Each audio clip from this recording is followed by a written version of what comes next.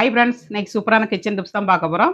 எதை பற்றிய டிப்ஸ்னா, நம்ம சிக்கன் குழம்புலாம் வைக்கும்போது எவ்வளோ தான் நம்ம மசாலா போட்டாலும் சரி, ஒரு ஸ்பூன் கசகசாவும் 4-5 முந்திரி பருப்பும் போட்டு அரைச்சி ஊற்றுனீங்கன்னா தனியாக டேஸ்ட்டாக இருக்குங்க. தேங்காய் பேஸ்ட் அரைக்கிறதுக்கு ஒரு மிக்ஸி சார் எடுத்துக்கோங்க. ஒரு சின்ன தேங்காயில் பாதி தேங்காய் எடுத்துருக்காங்க, ஆட் பண்ணிக்கலாம். அப்புறமா கசகசாவும் முந்திரி பருப்பும், ஒரு ஸ்பூன் கசகசா, முந்திரி பருப்பு 7-8 முந்திரி பருப்பு, சின்ன வெங்காயம் ஒரு 15 வெங்காயங்க, இது போட்டு அரைச்சிங்கன்னா நல்லா டேஸ்ட்டாக இருக்கும்.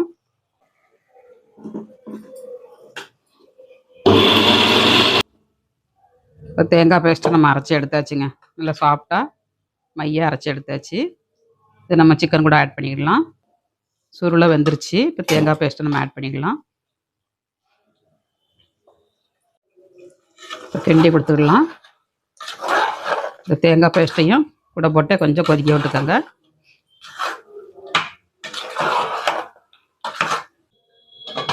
கரெக்டாக இருக்கும். சிக்கன் வந்து சீக்கிரம் வெந்துடும். சிக்கன் குழம்பு ரெடி ஆயிடுச்சு. குக்கரை ஓப்பன் பண்ணலாம். வாவ், சூப்பராக இருக்குங்க, பார்க்கலே எம்மியாட்டு.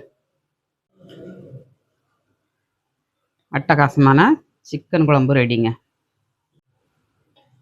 எவ்வளோ எம்மியாக இருக்குது பாருங்கள். சாதத்தோடு வச்சு சாப்பிடலாம்.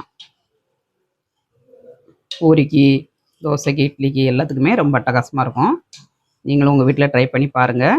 ட்ரை பண்ணி பார்த்துட்டு எப்படி வந்துச்சுங்கிறத கமெண்ட்ஸ் பண்ணுங்க. அடுத்த டிப்ஸை ஃபாலோ பண்ணுங்கள். வீடியோ பிடிச்சிருந்தா லைக் பண்ணுங்கள். நாளைக்கு இன்னொரு டிப்ஸோடு பார்க்கலாம்.